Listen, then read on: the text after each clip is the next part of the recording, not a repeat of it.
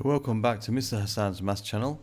This question here is from the Pure Mathematics P2 International A-Level textbook from Chapter 1, Algebraic Methods from the chapter review. It's question number 13. It's actually a pretty straightforward question.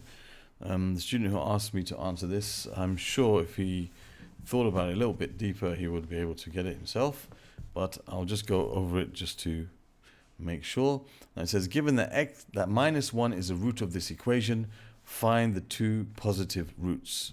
Okay, now first of all, the question is worded a bit funnily. There's no equation here.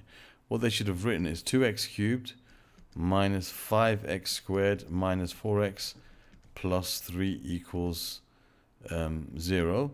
Okay, or they could have said the roots of the function f of x equals 2x cubed minus 5x squared minus 4x plus 2. If they say what the roots of this function, all right, it's not an equation, this is an expression or function. But anyway, no problem, that's just a little point.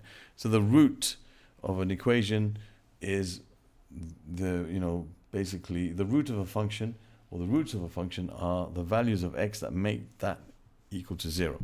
So the roots of this function are the values of x that make this whole thing equal to 0, as it is here. So when you solve this equation, you find its roots. Now they told us that x equals minus 1 is one of the roots of this equation.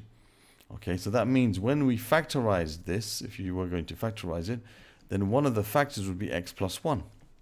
As we know, when we're trying to solve an equation, something like this will have maybe three factors altogether. So those three factors multiply to give you this cubic expression. So if x equals 1 is one of the roots, then x plus 1 must be one of those factors. So we've got to find the other two factors, which they've told us are positive. So it'll be x equals something positive and x equals something positive, and that means you'll have two negatives here. Okay, so we've got to find those two positive roots. So if x plus 1 is a factor, if we divide our expression by x plus 1, that will give us another factor. Okay, if it's a factor, it will go into an exact number of times, there will be no remainder, and what we left up here would also be a factor. So let's do that. Let's divide them. X into 2x squared, 2x cubed goes 2x squared times, multiply through by 2x squared, so 2x cubed plus 2x squared. Subtracting these two lines, of course this becomes 0, and this becomes minus 7x squared, and bring down the next term, and then x goes into minus 7x squared minus 7x times 7x times x minus 7x times x is minus 7x squared, and that will give me minus 7x. So we're now going to subtract these. That of course gives me 0. Negative 4x plus 7x is 3x. Bring down the next term, which is the 3x into 3x goes 3 times. Then you have 3 times x, which is 3x, and 3 times 1, which is 3. Of course there's no remainder, so we can say that this f of x that we've got, that we called it f of x, is equal to x plus 1 times 2x squared minus 7x plus 3. Now this can also be factorized into two separate brackets. Okay, so I'm going to factorize it now using my window method.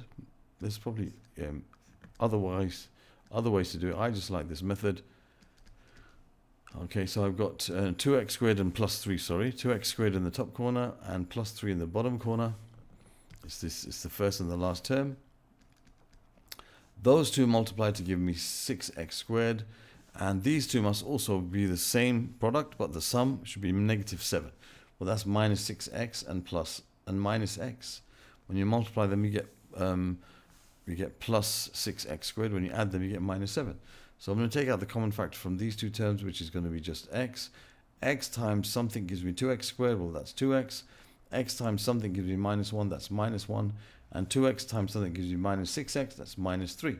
So we're left with x minus 3 and 2x minus 1. So we can say that the two positive roots, okay, let's equate this to 0. We have three roots, x equals minus 1, which we already know.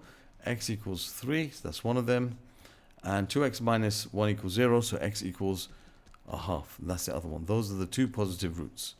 Okay, so there we have the two positive roots of this equation. X equals 3 and x equals a half.